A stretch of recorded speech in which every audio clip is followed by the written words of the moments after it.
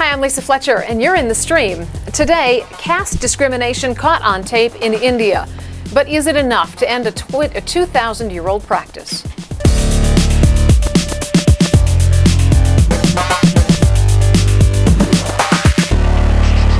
Anushay Hossain is back, filling in as digital producer. Anushay, talking about caste can be a sensitive issue, and it seems that is the case on Twitter today, too. Yes, Lisa, our online community is extremely divided over this issue, and many people are asking if the caste system is still even relevant today. So I'm going to be pulling up your tweets throughout the show. If you at home want to join us, our online community, please tweet me using the hashtag AJStream. And joining us at the table is Anupama Rao, author of The Caste Question. She is also a professor at Columbia's Barnard College and is working on a new book on caste called Dalit Bombay. And it's Anupama Rao. Thank you for joining us. Thank you. It's great to be here. Of course, there are many ways for you to be part of the stream community, and one of those is Pinterest, where you can follow the stream and see what's catching our eye, including additional content related to today's topic. It's just one more way that you can be in the stream. Hi, my name is Meera Karunanandan. I work for the Blue Planet Project to promote water as a human right and a commons, and I'm in the stream. Caste discrimination was banned by India's constitution more than 60 years ago. Yet the ancient practice continues to create a class of untouchables, or Dalits as they're known. Take a look at this clip from India Untouched. अंदर नहीं आओ आ छोकरा केम बाहर अंदर केम नहीं आता no आवे तुम अंदर केम नहीं आता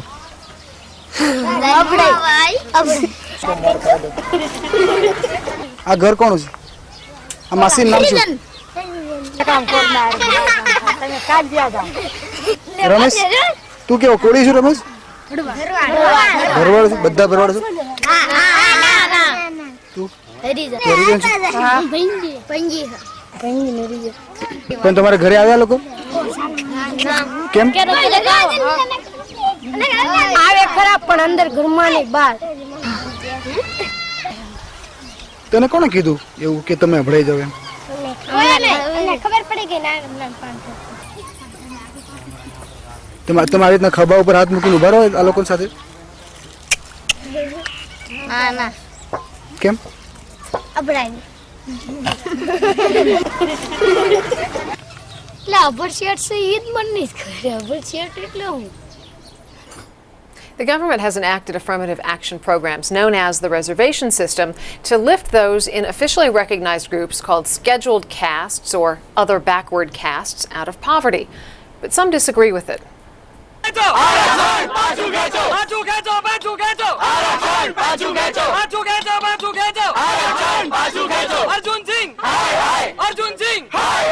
This caste has absolutely no part in giving seats, etc.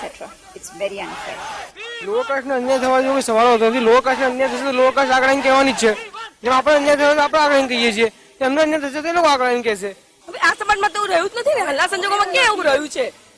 અત્યારના સમાજમાં એવું છે જ નહીં કે લોકોની સાથે આપણે દુર્વ્યવહાર કરી રહ્યા છીએ કે સર કરી રહી છે. એવું છે જ નહીં ને. સમય બદલાઈ ગયો છે ને. Why economic status is not given importance and why caste system is being given importance. Whenever you ask any political leader, he will say, "No, yaar, it should always be on caste system." But we say, why are you dividing us on caste system? અને એ લોકોમાં હોશિયારી તો કોઈ આગળ આવી શકે છે. એના માટે એ લોકોને કઈ વધારે ટકા અનામત આપવા કે કોઈ જરૂરી જ નથી એમ. હવે સવારનો અન્યાય થઈ રહ્યો છે. ઊંચી કાસ્ટના લોકોનો અન્યાય થઈ રહ્યો છે. Activists say those who oppose reservation are from higher castes and haven't felt the same long-term impact of this centuries-old discriminatory system. They want government to enforce existing laws against caste discrimination. To raise awareness and create public pressure, they're recording instances of caste discrimination. Here's a clip from Video Volunteers India.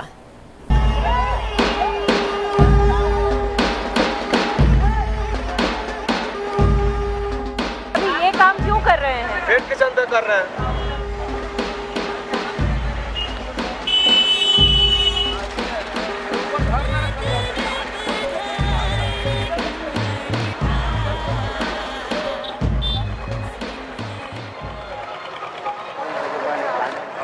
हमारी घमौड़ी होता है, खुजली उजली सब हो जाता है इसी से.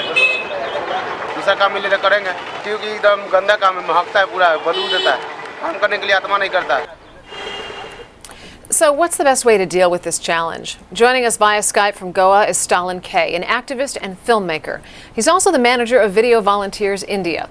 And from New Delhi, Jiten Jain, General Secretary of Youth for Equality, an organization that opposes the reservation system. Welcome to both of you. Stalin, I want to start with you. You had a last name, but then you changed it to just the letter K. Why'd you do that? Well, most Indian last names, which we call surnames, denote caste in this country, most of it.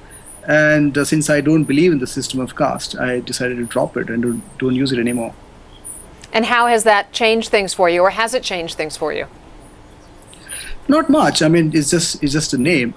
There are in some circles people don't really bother to ask you what your caste is, but in some circles people still do.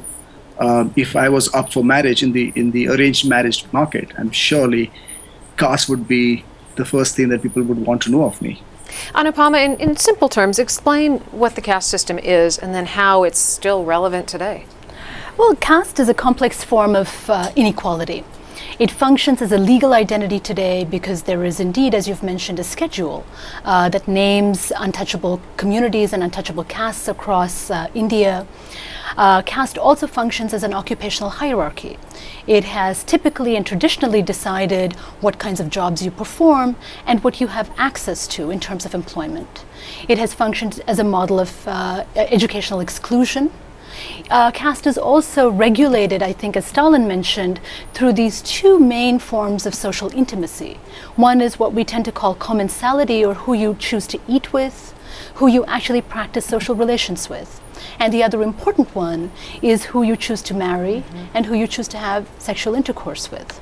So caste is also regulated by a sexual order that decides who you can marry and indeed regulates it quite critically. I want to pick up on that theme of hierarchy that you just mentioned. I have a tweet here from Nes Kurusawa.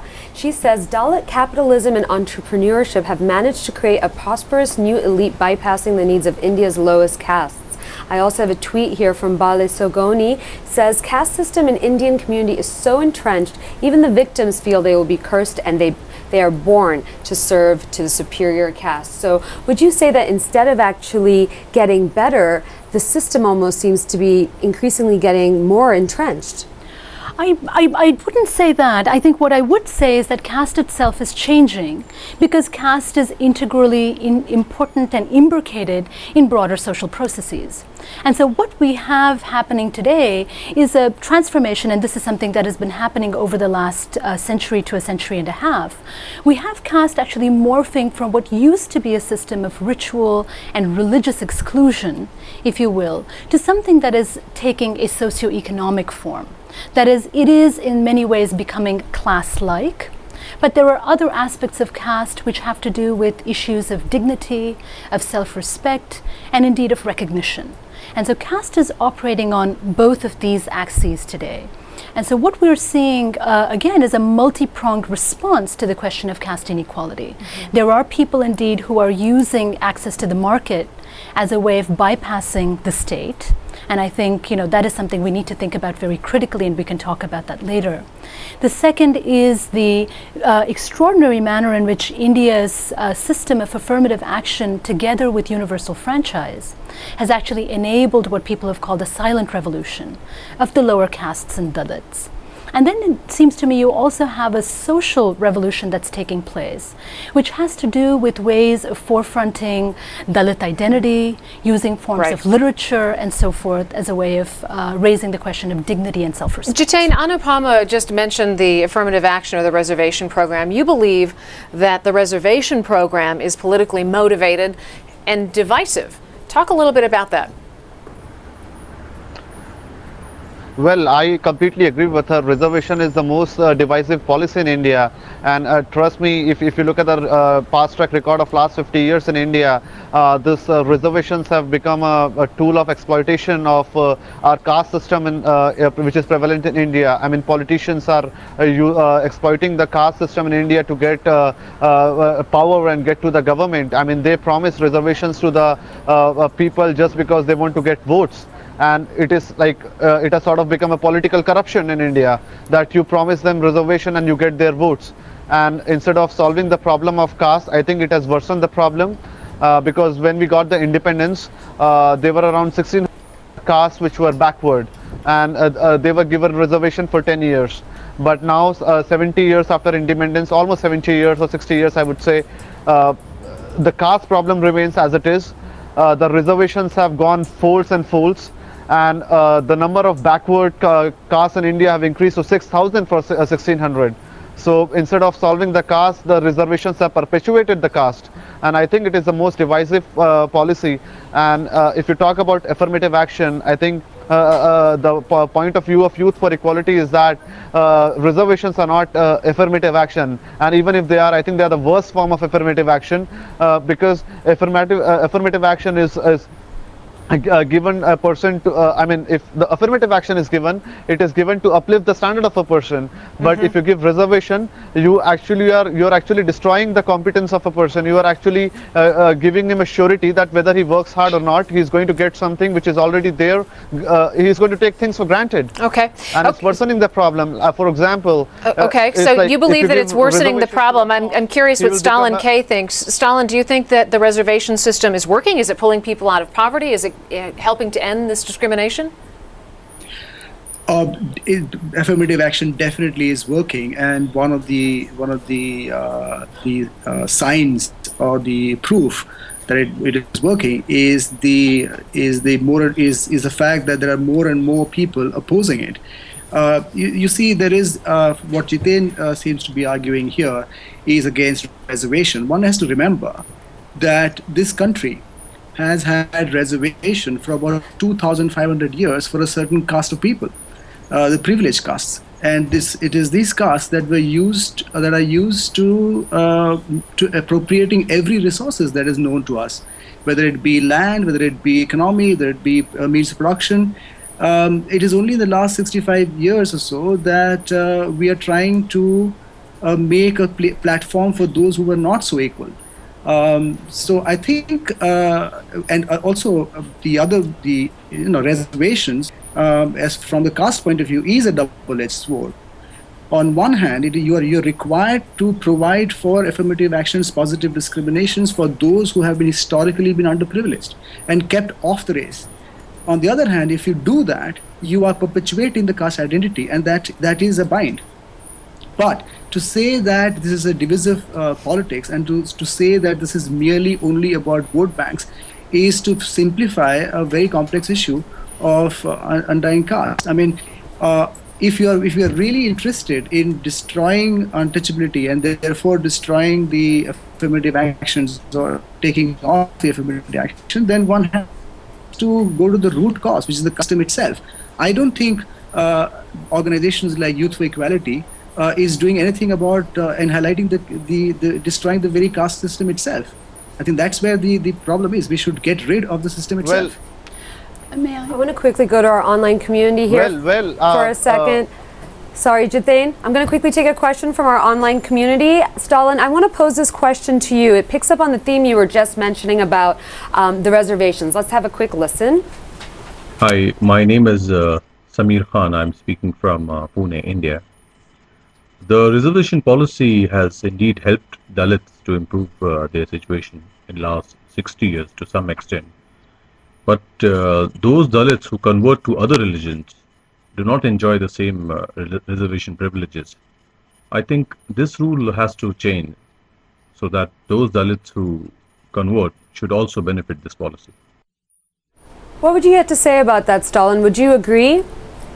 I would agree, because as my film India Untouched shows very clearly that for a lot of communities who have converted their religion into Islam or Christianity or Buddhist or any other religion, to escape the clutches of the caste discrimination have in fact not been able to do so.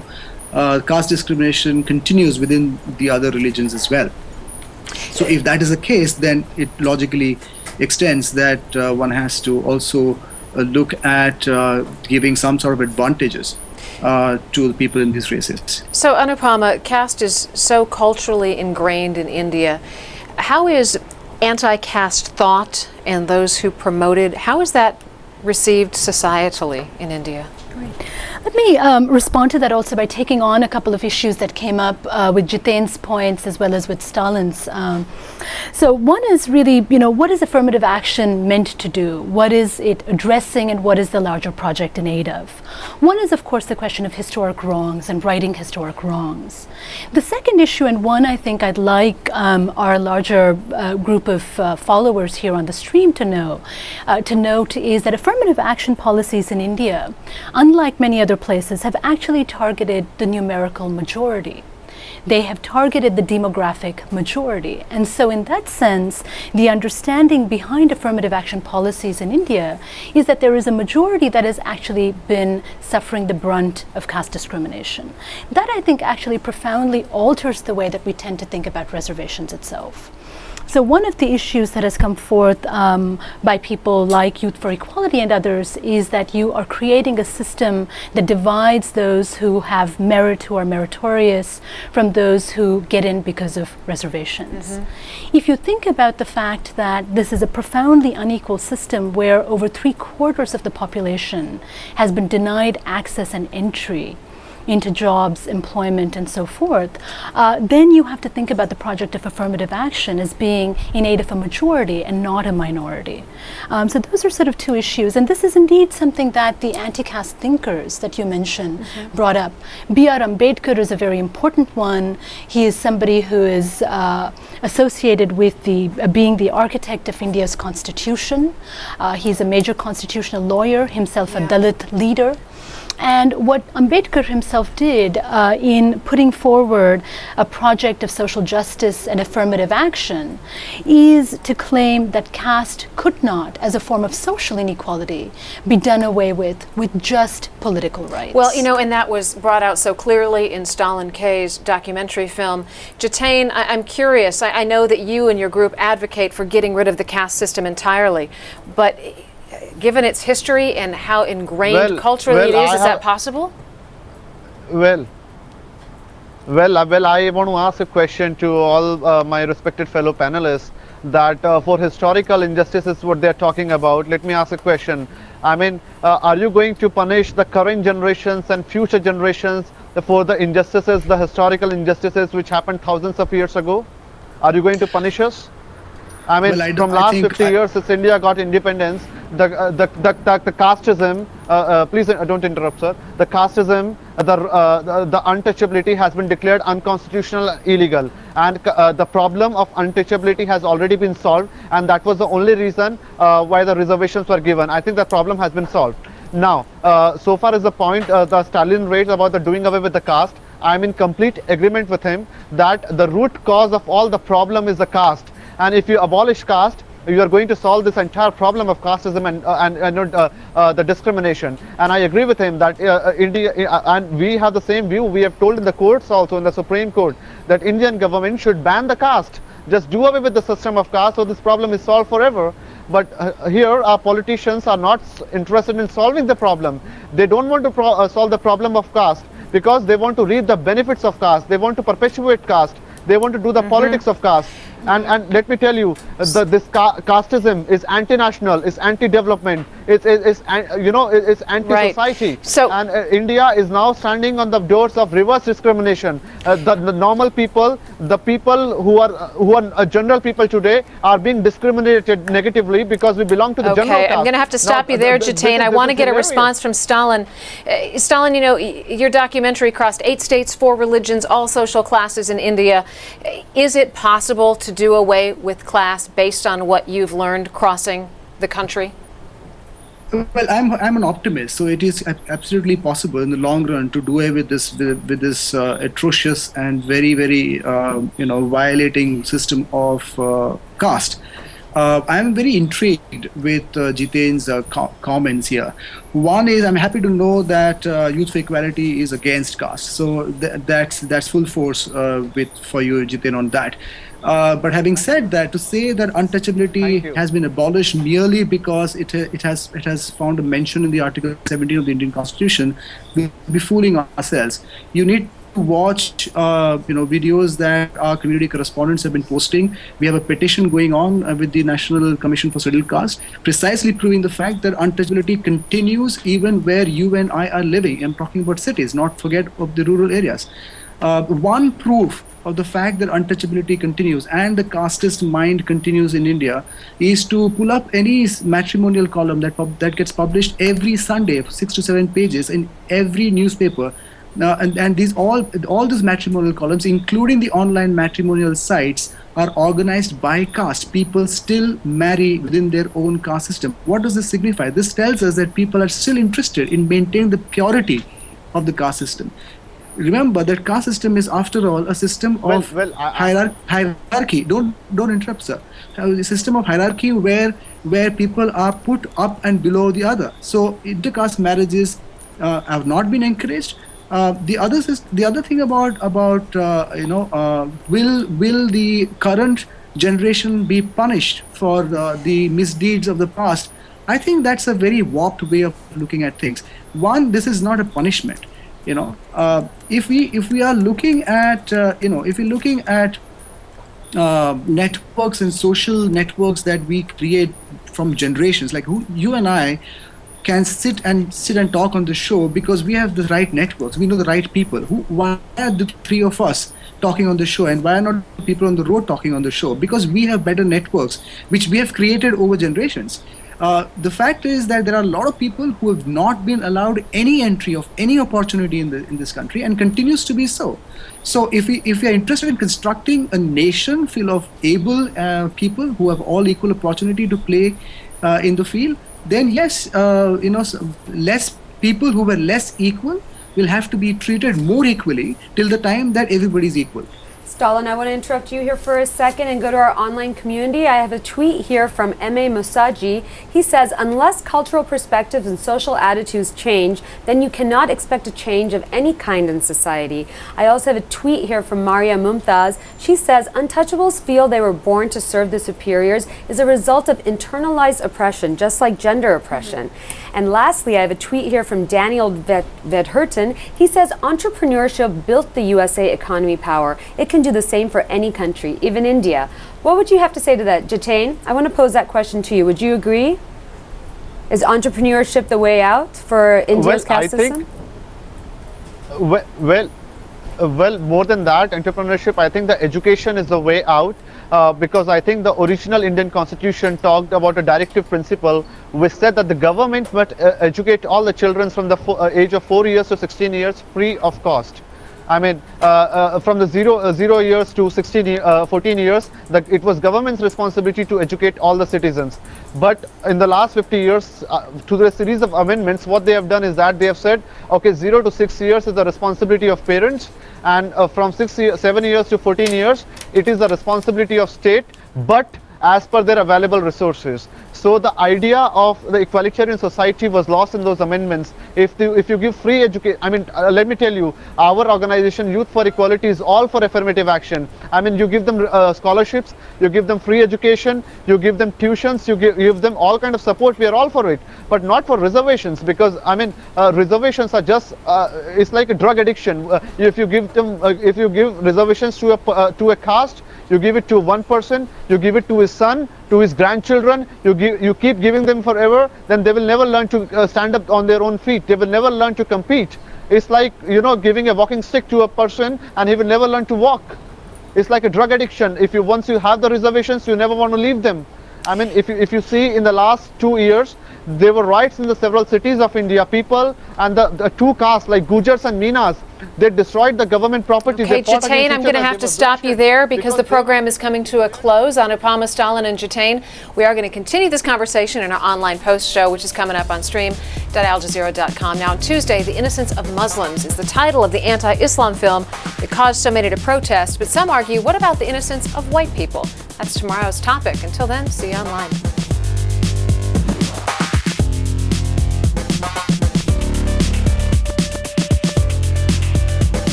About as many things as I thought we would. Welcome back to the Online Post Show. We're talking about the caste system in India and whether it's something that will ever change. Anupama, it's just incredible when you watch these documentaries and people who are even in the Dalit class, the one that is so discriminated against, so many of them don't even question it. It's just sort of their lot in life. How do you change that? I mean, government can create any law it wants, but how do you change that mindset? Sure. No, I think this is a fabulous question, because one of the issues is, of course, that you've got a set of very powerful laws on the books, and so you've got the abolition of untouchability, and in fact, some of the things that Stalin has been working on is to make available to people and to publicize some of the other laws against the practices of untouchability and the criminalization of the practice of untouchability that exists on the law books in India.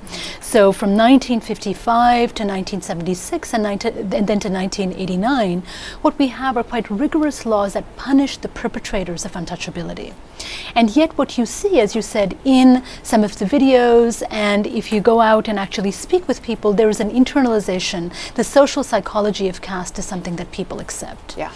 And I think here you have outreach, public outreach, the politicization of Dalits, which has been very effectively done by Dalit communities, by Dalit activists.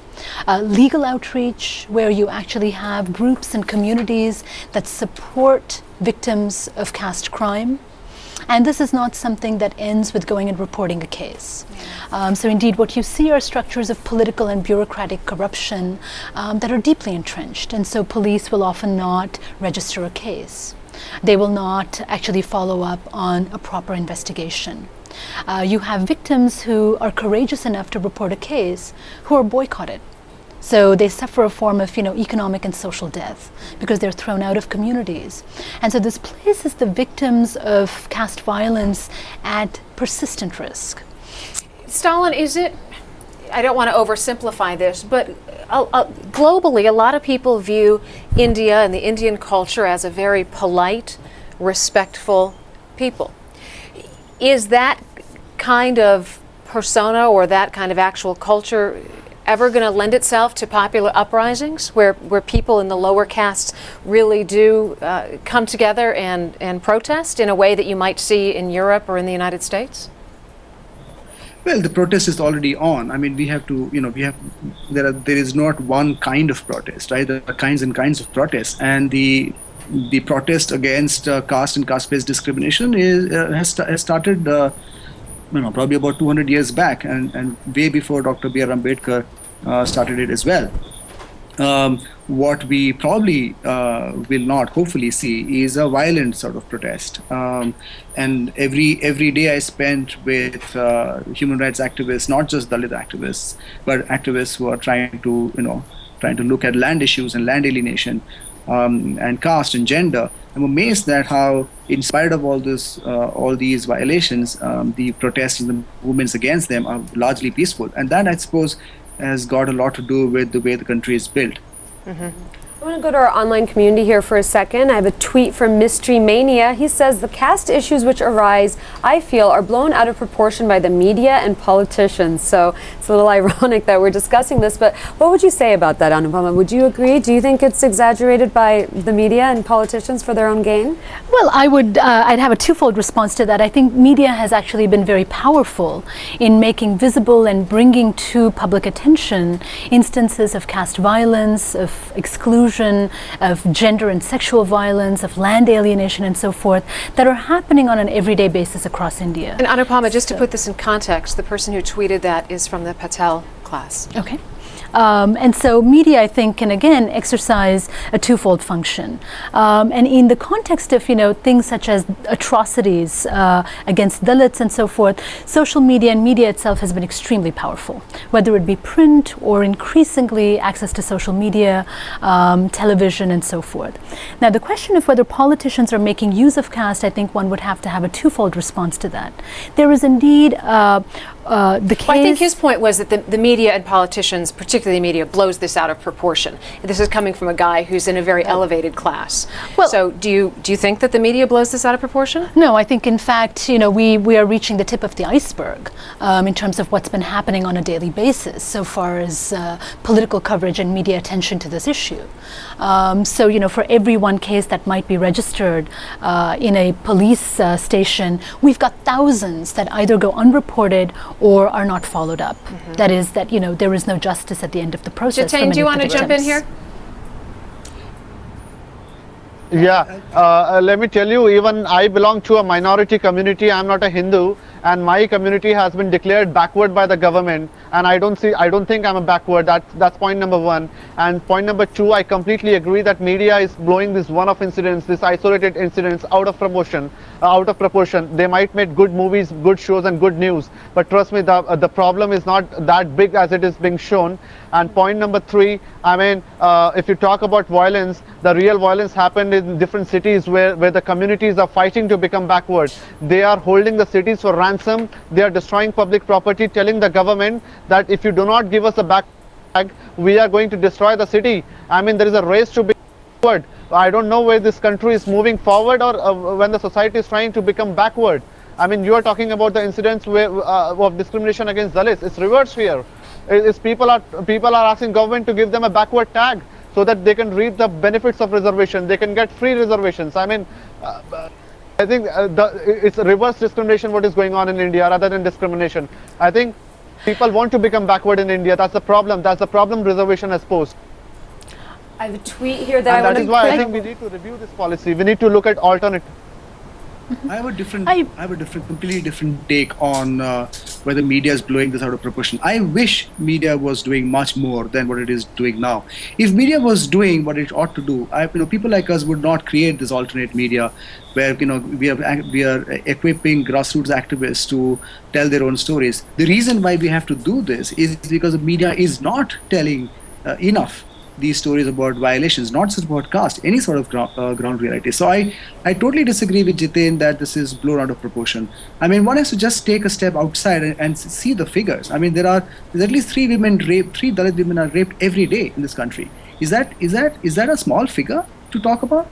Untouchability practices are rampant, happen at every nook and corner of this country. If you choose to look at it, then you'll find it. If you choose to ignore it, let me give you an example. Stalin K, I'm so sorry. I'm going to have to stop you there because we are out of time. But a huge thank you to all of our guests, Stalin K, Jiten Jain, and Anupama Rao. We do want you to all continue this conversation online. Continue tweeting us your thoughts using the hashtag AJStream. We do want to jump over to Anusha for just a moment, who's got a few other leads we want to fill you in on.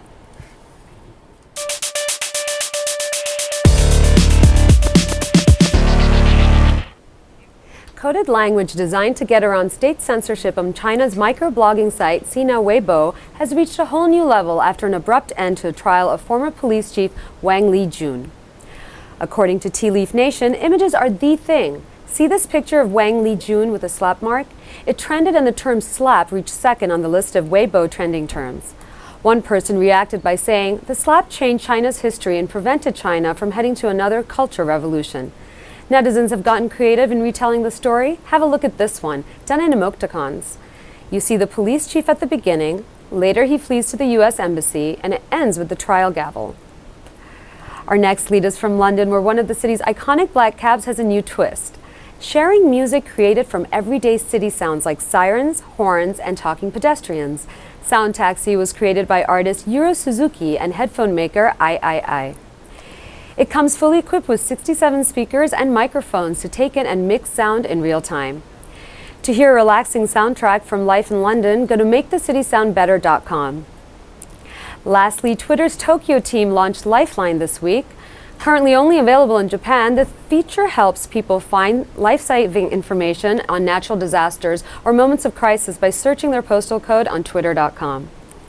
See something amazing on social media? Tweet it with the hashtag AJStream. We could feature it on the show. Lisa? All right, thanks, Nushay. On our next show, The Innocence of Muslims. It's the title of an anti-Islam film that caused many to protest. But some argue, what about the innocence of white people? It's a debate you won't want to miss. So tweet us your thoughts on that. Send us your video questions and comments. And until then, we'll see you online.